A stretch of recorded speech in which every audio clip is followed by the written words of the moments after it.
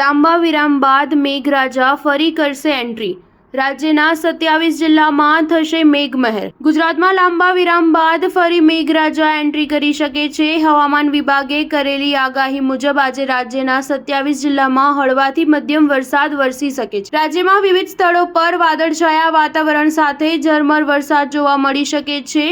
ઉત્તર ગુજરાતના 6 જિલ્લામાં મધ્યમ વરસાદ વરસે તેવી સંભાવના છે. બનાસકાંઠા, પાટણ, મહેસાણા, સાબરકાંઠા, ગાંધીનગર અને અરવલ્લી જિલ્લામાં છૂટોછવાયો વરસાદ જોવા મળી શકે છે. દક્ષિણ ગુજરાતમાં નર્મદા, ભરૂચ, સુરત, ડાંગ, તાપી, નવસારી અને વલસાડ જિલ્લાના વિવિધ સ્થળે છૂટોછવાયો હળવાથી મધ્યમ વરસાદની શક્યતા છે. મધ્ય ગુજરાતના 8 જિલ્લા ખેડા, અમદાવાદ, આણંદ, પંચમહાલ, દાહોદ, મહીસાગર, વડોદરા અને છોટાઉદેપુરમાં વાદળછાયા વાતાવરણ સાથે વરસાદ વરસવાની શક્યતા છે. રાજ્યમાં અત્યાર સુધીમાં સિઝનનો 125%થી વધુ વરસાદ વરસી ચૂક્યો છે. સિઝનનો સૌથી વધુ વરસાદ કચ્છમાં 183.32% વરસ્યો છે, તેમજ સૌરાષ્ટ્રમાં સિઝનનો 129.74% વરસાદ વરસ્યો છે.